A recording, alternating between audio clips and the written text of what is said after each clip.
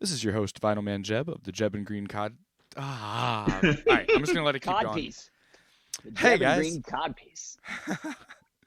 this is your Sorry. host, Vinyl Man Jebb of the Jebb and Green Cast, and today I have Tyler with me. Two of us are Hello. as a team with Michael Collins of the Finns and Victory Lab. Hey Michael, how's it going? Great. Great to talk to you guys. Oh, amazing to have you on. Glad to have you on. So Thank you. we'll hit up right first with the first question that we ask everybody that comes on. Is what artists slash bands that have inspired you? Like what do you seem to see that the key of like how you make music? What artists do you kind of turn to? Well, I have a pretty wide uh, range of music that I like. I seem to write and play and gravitate toward sort of Beatlesque pop or guitar pop, you know power pop type music, but I actually listen to all kinds of music, and I'm always interested in just a good song or a good melody, something with some density to it, and so I have I just have this kind of ridiculous range of stuff that I like that doesn't necessarily channel into what I do as my output, but there's certainly a range of input to get there. As far as specific artists, I guess you could say it goes all the way back to like being a little kid in my dad's garage and listening to Ray Charles and all kinds of blues and classic country music. Um, the Beatles, of course, anything British invasion tinged. Um, Also, lots of post-punk music that I have three older brothers, and so I was, exposed to some pretty cool material that would have been, allowed me to be a little bit precocious musically as a young kid. Um, so that stuff kind of trickled in there. I have a little bit of a classical training from my school days as a percussionist. So there's exposure to some classical music, and it's really kind of all over the place. I love 60s R&B and soul, and um, I also had a healthy diet of jazz fusion, that kind of thing when There I you was go. yeah, as a teenager. If you want to be an outcast and advertise it to the world as a teenager, get into some jazz fusion, Like and King Crimson style stuff. yeah, believe me, Yeah, nobody will want to hang out with you. that's what my dad used to say too. I love Yeah, no, but it it. was cool. It was great to sort of touch on all this stuff, and it's important to do it. I don't think that you should be limited in scope, or be concerned with what other people think about what you're listening to, as somebody who wants to create. So I don't know. That's a very long-winded answer to your No, but that question. was perfect. That's what we're looking for. The long way is always the good way to answer Yeah. it. That's All good. right, so next question from one drummer to another. What got you in the drumming? Oh, okay. Well, it's funny because you would think that I would have this very vivid, specific memory of that, but all I remember, what the singular thing that I remember is just listening to that purple Beatles greatest hits album and all of those Beatles records, and just I knew from the age of about 3 or 4 that I was ruined. I was wrecked. I knew I was going to do something with music. That was just it for me. And at some point, probably around 7 or 8, I started putting shoe boxes on top of my toy box and hitting them with pieces of plastic. Like, I had these weird little pieces of plastic tubing. I don't even know what they were from. They were probably from some kind of a broken toy or game or apparatus. But I was putting these boxes, arranging them on top of my toy box and playing along with records. And then I remember seeing Buddy Rich on The Tonight Show, one of his many, many, many performances. And I saw him, and that just knocked me out. And it's like, that's it. I was actually, and then in 6th grade, that was the first year that I could join the school band. And I originally wanted to play saxophone, but Oh wow. yeah, well, it's weird. Yeah, I was into the saxophone, and I was like, I want to play the saxophone. And I think the band director, she must have had about 47 kids who wanted to play the saxophone that year, because I remember her giving me a saxophone and saying, see, look, your hands aren't big enough to get around this thing. You really ought to pick another instrument. And I said, well, how about percussion? How about the drums? And she's like, okay. And she handed me a stick and a practice pad, and she said, can you hold this thing? And I said, yeah, sure. And I tapped, and then I was immediately able to sort of half-ass do a double stroke roll, which, you know, if you have any natural ability to do a double stroke roll on a drum or a practice pad with a drumstick, then, you know, that's like, okay, this kid's going to be a drummer. So that's kind of how that started. And then I had also, you know, delved into the guitar a little bit. And after, you know how when you get those cheap guitars and the action is so high that it becomes like a medieval, like off the neck. Yeah, it's like a medieval torture device. So I wanted to play, and I did. You know, I learned some chords and stuff. So I kind of had a little exposure to these different instruments in these different areas, but the drums were the thing that came really naturally to me. And being inherently lazy, I guess I took the path of least resistance. Like, I've got some inclination toward this, so I'm going to head down this path. But I'm glad that I kind of kept up with these other instruments as well. So it sort of informed my ability to synthesize parts and write later on and all that. But we'll get into that later. But of course, yeah. Yeah, and it's funny too when you talk about wanting to pick up the guitar, because sometimes I have those thoughts, and then in the back of my mind, it immediately comes to me realizing, dude, it is a torture device. It's not worth it. And then here I am, guitarist, and I wanted to play the drums, and I have Ezra from the Sane Riot trying to show me, and I'm like, okay, I underestimated you guys a lot. Like, if you don't have that natural feel, it's tough. So I give you all the drummers out there props. I did underestimate you when I was in a band, but not anymore. I don't make that mistake anymore. Well, thank you. Never underestimate it. Exactly. Everything is a drum to us. Yes. So. Yeah. Well, and everything has the potential to have some kind of musical currency. So. Of course, and everybody's needed. So, my last question for you is, when did the Finns form? Like, when did you start getting into the Finns formation and stuff like that? Well, the Finns were an up-and-coming band. So I was not a founding member of that band. Okay. So I grew up in Norman, Oklahoma, and then as soon as a few months after I had graduated high school, I didn't go to college. I really didn't have the opportunity to go to college at that time, and so I was just skulking around Norman for a few months, and I had to get out. You know, I mean, you're a kid, and you know that the world is a big place, and you see everything going on around you. Even back then in the pre-internet days, which may or may not have even made it worse, because you just sort of imagine that the world is this gigantic place, and you're sitting here in Norman, Oklahoma, and you're thinking, man, nothing happens here but OU football and tornadoes. Mm-hmm.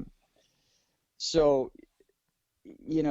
I just was really itchy, and so I left Norman and I moved up to St. Louis, Missouri, which was a odd choice of a city, but it was a city that we had vacationed in for a lot of summers because I had relatives up there. And I sort of mooched off of my relatives for a few months. And that's how I got started playing in bands in St. Louis, Missouri. Um, I played in a Holiday Inn band. I call it a Holiday Inn band. We were a cover band that did all kinds of styles of music, just sort of human jukebox kind of thing. And it was great because it was a full-time job. I got paid very well. I kind of wish I had that job back right now, actually. Don't to we be honest all? with you. Yeah, it was great. I got to travel around a little bit.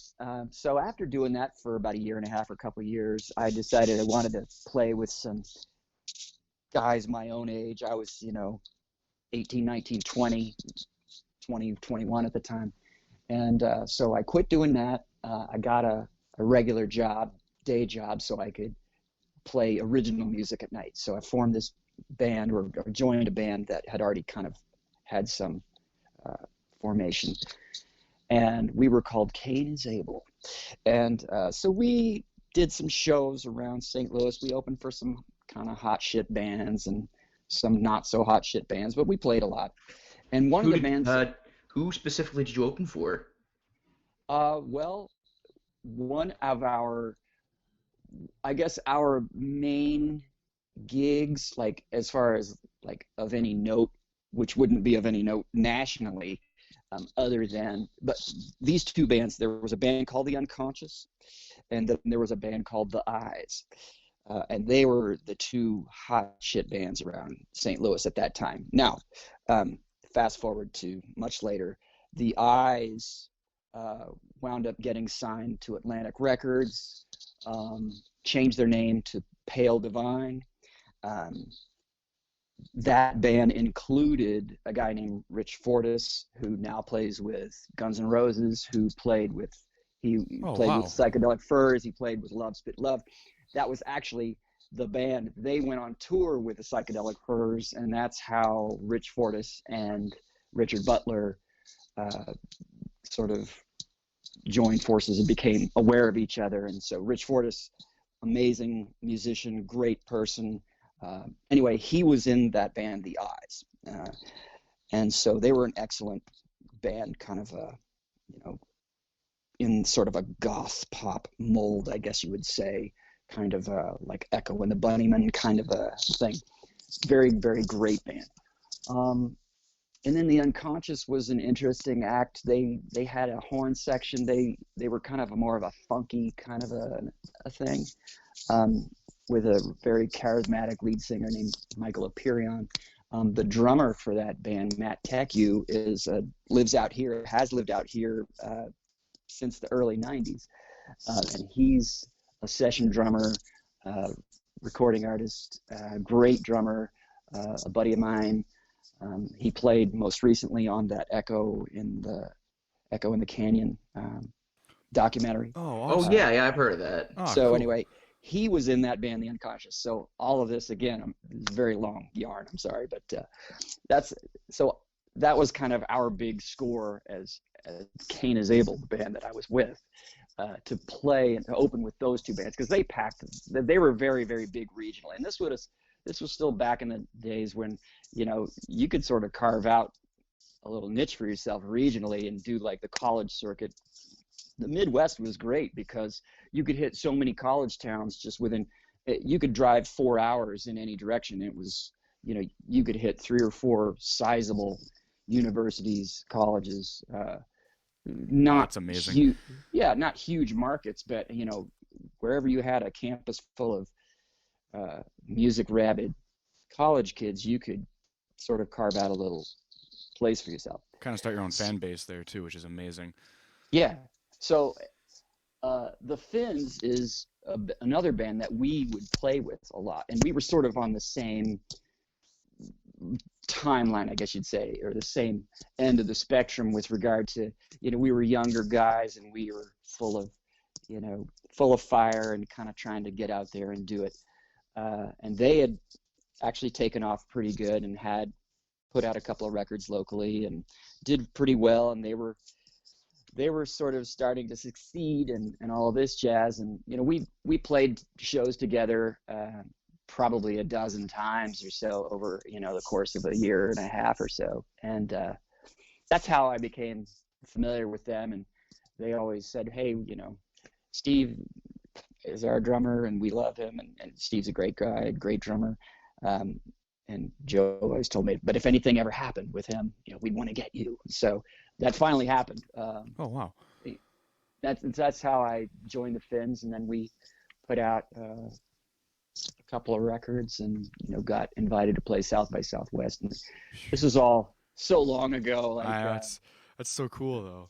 But yeah, I mean, we had a good little run there, and it was I don't know. I look back on it very lovingly and with a little bit of regret that I didn't appreciate it more than, I appreciated it a lot then, but I don't know, you always think, oh, there's going to continue to be all this and then more down the line. And then like a heyday is one of those things that you realize you only ever had. It's one of those things you realize in the past tense. And sometimes I kind of think, oh, maybe that's what happened. Yeah, no kidding. All right, so next question. So of course your most recent release is the Victory Lap album, Our Lady of Perpetual Motion. Can you talk about, what the creative process of that was like? Sure. Those songs, almost all of those songs, well, they all came out of a place musically that I had started developing while I was in the Finns. And as a drummer, I loved playing the drums and I loved singing. And there was this, at that point in my life, I think I had, kind of a little bit of an attention seeking. Yeah. Bless you. Hope you're feeling okay. Thank you. Sorry, there's a thinly veiled coronavirus joke. Just a little bit of improv. There we go.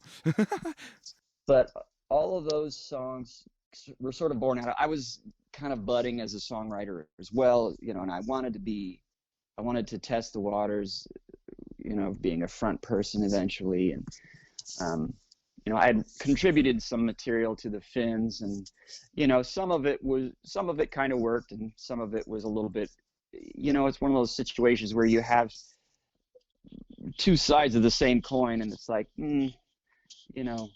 I was encouraged to sort of just branch out and do my own thing, which I finally I did, and those songs on that record, Our Lady, were sort of me trying to find some kind of synthesis in all of those things that I was talking about before. There was like this twangy, oaky part of me that I wanted to express, but then there was like this college rock cool thing that I wanted to express, and I didn't really know exactly how to weave all this stuff together, but it kind of worked out okay, I think. And nowadays, today when I'm writing something, I don't even bother worrying about it. I just let it happen. But those songs were written quite some time ago, even though they just came out, and so I think I was just trying to thread the eye of a lot of different needles. And I guess that's just kind of one of the characteristics. That's why I'm probably not a very prolific writer or a very prolific person, because I'm trying to do things on a really high level, which maybe isn't the best way. No, but it's your way, and it makes you unique, which is really cool. For better or worse, yeah. Yeah, true. Well, and I learned a lot about songwriting from Joe Tebow from the Finns, who also has a band called Finn's Motel, which is sort of his most recent.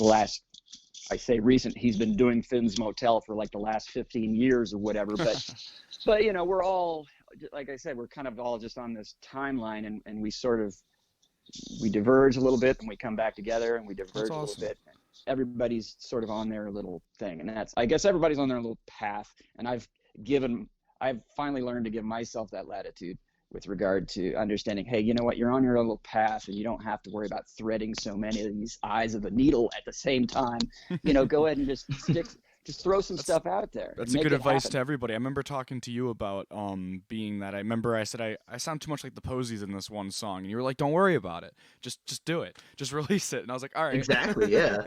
I was like, well, right, and that's the thing, and you know that because you know what you're. Yeah. You know what licks and riffs and tones and sounds and vocal inflections you're aping or you're ripping off or whatever you want to call it. As a musician, you know, you feel it, and you know, and it's like, do I release this? Do I not? But to the casual observer, they aren't true. They don't have. It's not like you don't have a big billboard, on your forehead saying, "Hey, I was." This lick or this song or this riff or this lyric was inspired by X, Y, or Z. Like they can't see it, and so it's not anywhere as obvious as you might think it is. So just get it out there and keep it going. I think it was Joni Mitchell who once said something to the effect that music was like milk. You have to keep it fresh. You have to keep using it and buying more of it. It's so true because you come up with the stuff like the B-sides kind of quality, but sometimes the B-sides are A-sides without even realizing too. But it's like with like the album Future that I've have you introing on, which is insane. That was songs that happened in one night. The songs were already made, but I let them sit for a little bit, let them kind of fine wine a little bit, and then said, I'm going to make a story based off this. And then that, Owen and I have been doing more stuff on that for Jebb and the Riots. But it's insane to be able to talk to you guys and have some of the guests from our show from the podcast on there. So it was really cool. Yeah, well, and congratulations on the record. Oh, thank you very much. I've listened to it, and Tyler, you'll be involved in the future release coming up for The Wire, so that'd be awesome. All right. Yeah. That's great. Which I already kind of figured, but still. Yeah, there you go. You'll be one of the hosts. So we'll make it look like a real life. Yeah, awesome. Perfect. Yeah, no, and we'll keep everybody in the loop. So it's amazing to have you guys. But Tyler, you had another question for a couple, actually two for Victory Lap. Yeah, I do. So keep them going. So Mike, you got to work with one of our personal idols, Ken Stringfellow, on the album. What was that like?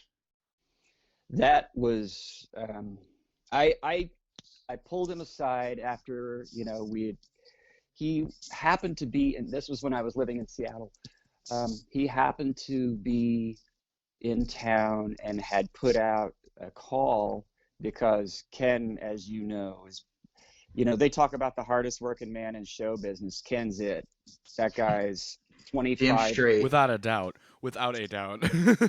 Forget 24/7. He's 25/8. Oh yeah, he's still, and it's amazing that he's still like offering to work with people and everything. This is his man. It's like he's gonna be the one that has the most worked with. It's amazing. Yeah. Well, and I think that kind of informed part of my interactions with him have sort of helped solve some problems that I had with regard to that, being so open to working with so many different people and not necessarily being concerned with what is going to come of it career-wise or whatever. He's got to keep working because that's just how he's oriented. That's how he's wound up. And so that happened over the course of about 3 days. So I guess the part that I haven't gotten into is so those songs written for the Victory Lap record, they were written quite a while ago. Kelly Minnis, the drummer, contributed probably two of the best songs, easily two of the better songs on the record. And as a band, we played in Seattle for a couple of years. And we started recording this record. We put down about 90% of the tracks. At some point, I kind of had a personal, I don't know. I went through a rough period, I guess you'd say, and I just kind of disbanded the band unceremoniously, much to everybody's chagrin. Well, it was one of those things I learned a lot from. Unfortunately, I would have much rather have learned it in a book than somebody saying, "Hey, you have to go through all of this stuff." Yeah, but it's just life doesn't work that way. So that record had been sitting around on the shelf for years, unfinished, but 10% away from being complete. Wow. Yeah. and it was a classic tale. The tapes were lost, the discs were gone. We couldn't find them for 5 years. Oh no. It was, and then of course my dumbass had them the whole time, and I didn't realize what they were. It was just ridiculous. So, so anyway, I finally, things conspired in a certain way that all right, I'm going to finish this thing, and Ken is offering up his services, and the price was right, and everything was, I was at a point in my life where right time. I need to make this happen. Yeah. I need this to happen, because if it doesn't happen, it's just going to kick my ass for the rest of my life. And I need to get this out of me so the fresh milk can flow freely, so I got this thing out of here. And so Ken came over, and we spent about 3 days together putting down some extra little tracks. And, I had to cut some vocals that weren't done. Most of the vocals were already done. There were 2 or 3 tracks I needed to do some overdubbing on. I wanted to do some experimentation. I wanted keyboards, which again was kind of a departure from my initial 2 guitars, bass, drums, and that's all kind of approach. I had that very, purist. I think anybody who gets involved in that kind of music at some point gets tainted with a little bit of that orthodoxy, which is never good. I mean, it's good to a point, but when it becomes a limiting thing, or if it pigeonholes you too much and you don't want to be hey, for a long time I was willingly pigeonholed, but then I realized there's no reason to do this to yourself, and it's not reflective. And you open up so many different avenues, and it helps you with everything in songwriting, music anyway, because you open up so many avenues. Yeah, exactly. I mean, I wouldn't seal myself off from listening to different types of music, so why seal myself off and only play one type of music? Yeah, it doesn't make any sense. I mean, unless that's what I want to do. But I'm kind of a wackier person than that, I guess, taste-wise. So Ken put some amazing keyboard stuff down, organs, synthesizers. We did some cool percussion stuff. He did some atmospheric guitar stuff. And then I pulled him aside at one point, and I said, okay, I'm going to spend 5 minutes telling you how great you are and how inspirational you've been to me. And then I'm not going to say another goddamn word about it, because I just don't want to, whenever I've met music, you know what I mean? Like, oh no, when we meet them and stuff, both of us, Tyler and I, could both say it's tough. You're looking in the eye of who you look up to, and you gotta like tone it down because you don't want to freak them out. Exactly. Yeah. Well, right. I mean, and yeah. Hey, they put their pants on one leg at a time, just like everybody else. But so, and I always felt like when I met a famous musician or somebody that I really look up to, I always viewed them like as a peer, and it's like, okay, and I don't want to have that.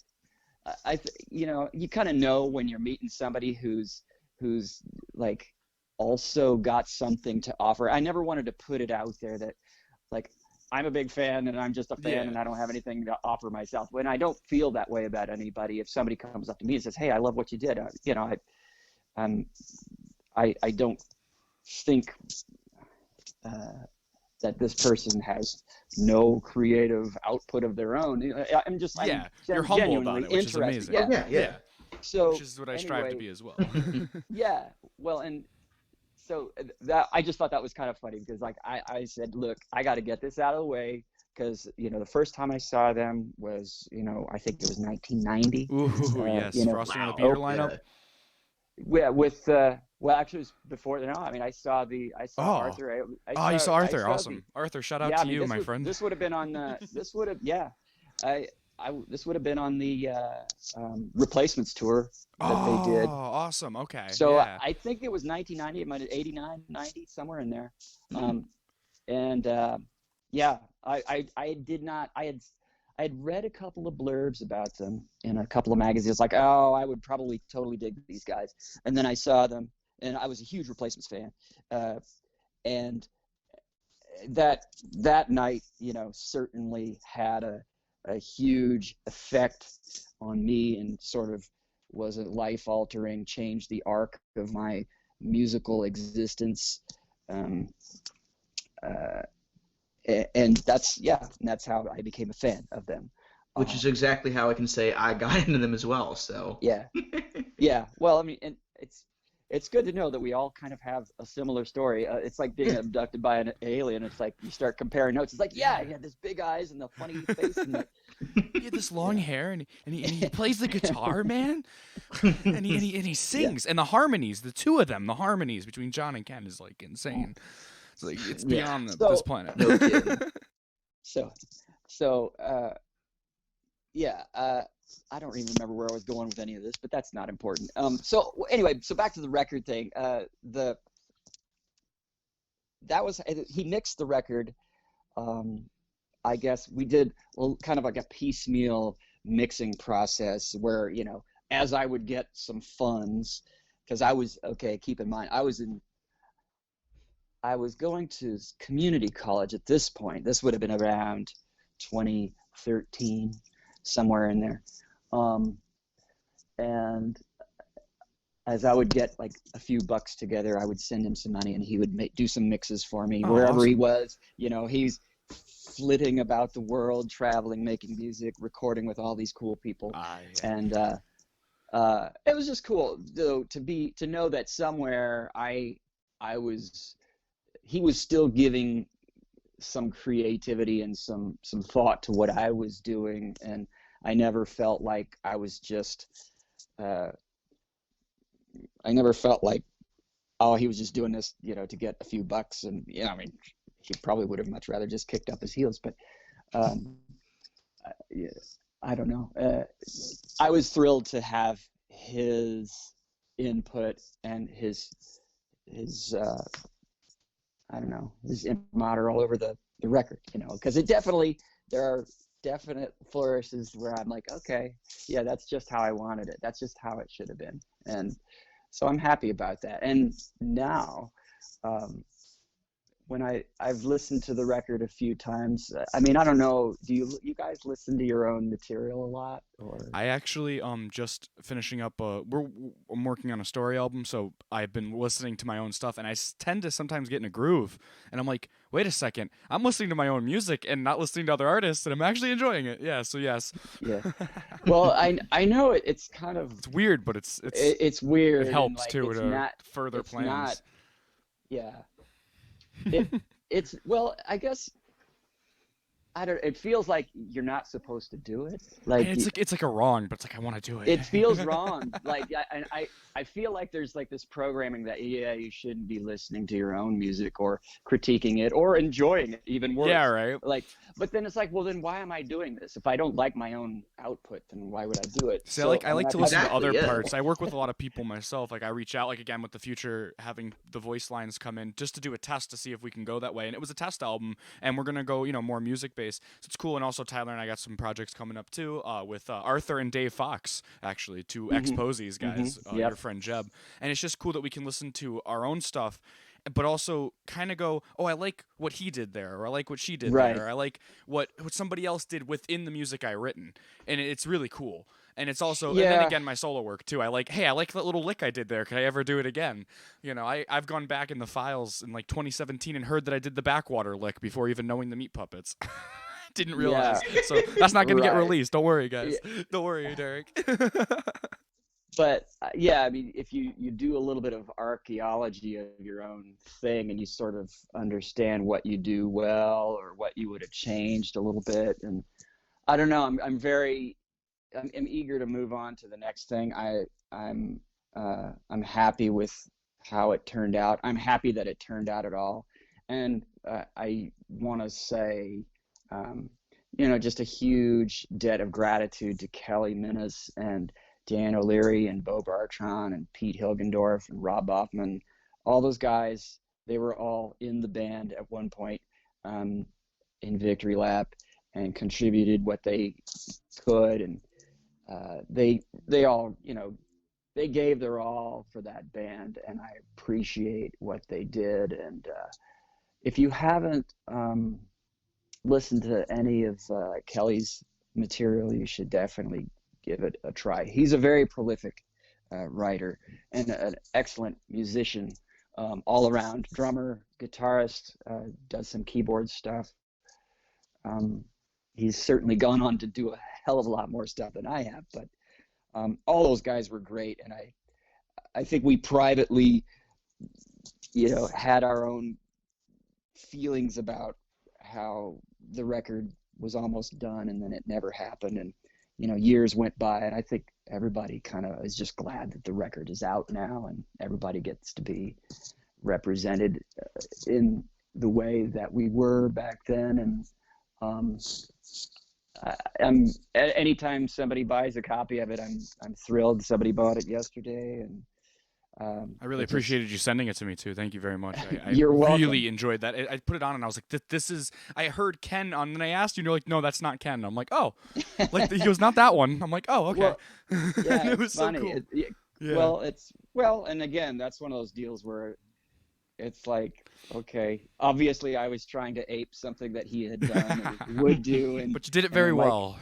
Well, it just came out. There, perfect. It just came out. So, yeah. I'm What are some of your favorite songs off of that album? Well, I would say, Dial Tones is kind of that's a really good one. I think Dial Tones. That one holds up. That was the first song I've heard like all those years back, and like it really like dragged me into it. Good. With how great it was. Thank you. Both of Kelly's songs, Apollo High, and Cinema Star, they're just. Yeah, it's another one I wanted to mention. Excellent. Apollo High. Yeah. They're excellent. His writing on that was certainly beyond his experience at that time. I know those were fairly early songs for him in his writing career, but they were just so good. Yeah, no kidding. And it was just like, for me, it was like raw meat. I got into that and sang the shit out of it because it was very easy to do. And you can tell that everyone was really, really in the mood with that song, because it is like the most energetic one that I can think of that I've listened to the most off that album, just by how catchy it is. Yeah. So Kelly's songs are, like I said, probably the two best songs on the record, to be honest. And yours are still good. Dial Tones I really love. That's a song I would still play. Plane Crash Dream I still like a lot. That's one that's kind of got a couple of different a couple of different touchstones for me. There's kind of like this weird jangly Tom Petty aspect to it. Then that's what I like about that one too, Plane Crash Dreams. Yeah. Very jangle pop. Yeah, well, and I will say this, here's a little Ken story for it. So that's one that we actually tracked the vocals for late. That was one that all the music was down, but the vocals weren't down. And so I'm singing this vocal as a older person now, and my voice had maybe changed a little bit, and my voice had changed. I'm a man now. But I don't mean it like that. But, no, I got you. But I had a few cold frosty Budweisers since I'd been in a few bars since I wrote that song. So my grew some hair on your chest. Starting to get, yeah. I had, yeah. So I was kind of like, I'm like, man, I got to get up there and hit these notes or whatever, and it was a little difficult. So Ken was like, you really don't need to do all that, and he sort of talked me into doing what is more of it felt like I was just talking to music, like George Burns or something, but it's not. I'm still singing, but to me at the time in my head, I'm just like talking to music, this vocal delivery that is now on that song. And it was such the right call to make, though, because I'm actually really kind of proud of the delivery, but it wasn't my idea to do it that way. Sometimes that happens. I think like people, you get a change, you're like, I don't know, but then it actually works out in the better, and it's pretty Yeah, cool. yeah, but that was all Ken's idea to kind of just That's awesome. don't worry about holding out these notes, and don't worry about all of this vocal histrionic shit. It was just, just get the feeling down and just talk it out. And so that's kind of what we did. It worked out really well. Yeah, I wanted to ask during this crisis of everything going on now, what are you doing to keep yourself busy during the COVID-19 stuff? I mean, it's crazy to even think that we all this staying home stuff. But are you still making music? Still, like, what do you got for the future? Planned anything or? Well, I'll tell you this, to be real honest with you, it's been hard for me Mm. because I still work my day job, so I'm Oh going to my wow, job. Yeah. my dad still works too. I So. was yeah, well, I was whining to some other friends, and I'll call it whining because I mean I'm an Yeah. extremely Which is it's grateful. fair. We've all been whining Yeah. Yeah. over this nonstop. Yeah. I'm a very grateful person, Mhm. but I also I would remind anybody else to feel that feels however they feel to know this, like, as long as you know that you're whining and that we all have it really awfully darn good for a quote unquote crisis, um, but you're also allowed to have your feelings about it too. Of course. Yeah, That's why yeah, I and didn't want to don't let bring it up anyone- at the podcast. Like we talked to Tyler about it ahead of time. Like if it comes up, it comes up. But I'm like, wait a second. I thought about it through right before we actually started talking. That we got to talk about it just a little bit and just say Yeah. that we're all together in this. It's Yeah. important. Yeah. So Tyler, thanks for mentioning that we should mention it. I was like, all right. Yeah, no problem, man. No But problem at all. so I'm still working, and I go to my job, and I'm like spending 40 hours a week at my job. I'm spending, and then, by the time you factor in the amount of time that I spend getting ready for work, driving to work, driving home from work, so that's 50 hours out of my week, let's call it, that are gone. And then I just realized, like, why am I having such a hard time with this? I'm so thankful to be still getting a paycheck and all this other stuff. Yeah. And, feeling useful in some way. But I was whining to my friends that, I don't even get to feel any solidarity with anybody because I'm still working. I'm not like stuck at home like everybody else is. Yeah. And everybody kind of has their little, man, this sucks, we're stuck at home. And then we're you're all actually kind of, going out. I'm still working. But then all of my pop-off valves, they're snuffed out. Like I can't go down to my rehearsal space downtown. I can't bang on my drums. I can't, I live in an apartment, so I can't really. Oh, that's even worse. Wow. Bingo bongo around here. Yeah. I try to stay busy with the practice pad and, do that kind of thing. But even that makes noise. And I'm very, as a person who has inflicted a lot of irritation on other people in the world in my younger days, I'm kind of hyper vigilant about trying not to do that now. I see. And so I don't want to like bug anybody's quietude or their deal, because everybody's already struggling, Yeah, I have a girlfriend and we live together, and we live with, her sister. So there's, and then, she has a boyfriend. So there's oftentimes, 4 people in our apartment, and I can't just be sitting here doing my own thing. Yeah, you have to kind of go with the times in a sense. So yeah, I'm kind of stuck. I'm just kind of like trying to figure out what to do next. And then I start going down the rabbit hole of watching. There's so much, people are producing so much cool, great content as a result of this. Like, I'm watching teen dramas now. I never would do that before. Shout out to John Soda James for getting me into a Canadian teen high school drama called Edgemont. You rock, man. Literally get me into cool stuff. And you never know how that's going to manifest itself later. Yeah, I might be writing songs about it. You might have it might be the kernel that you need to write me and my the next great song. There we go. Yeah, in the same boat. Me and my girlfriend have just been watching there you go. BuzzFeed Unsolved nonstop. She's got me hooked on There it. you go. Yeah. I can't believe I'm watching Beverly Hills 90210 now, and I've loved that series. It's like, and it's a good throwback to like really see the 90s, like what was going on. Don't forget that they often, or occasionally, not often, but every once in a while they would have a musical guest on Dude, the there. first Like, episode, I'm freaking out. I thought I wrote the episode. It was like a fever dream. It literally starts with jellyfish. Mhm. All I want is everything, and then the meat puppets playing live. I texted Derek. I was like, Derek, I see you on the TV yeah. when you guys were kids. This is insane. Yeah, and then there was an episode where, for no particular reason other than somebody clearly wanted to write them into the show, they must have been in town doing a record or something. But my Norman, Oklahoma paisanos, the Flaming Lips, were. Wait, the Flaming Lips are in? I can't wait to see Yeah. that one. I heard that Yeah, Bare they're- Naked Ladies too. Yeah, I mean, because so- Brendan Walsh, the main, or I forget the actor's name, but he was friends with the singer there.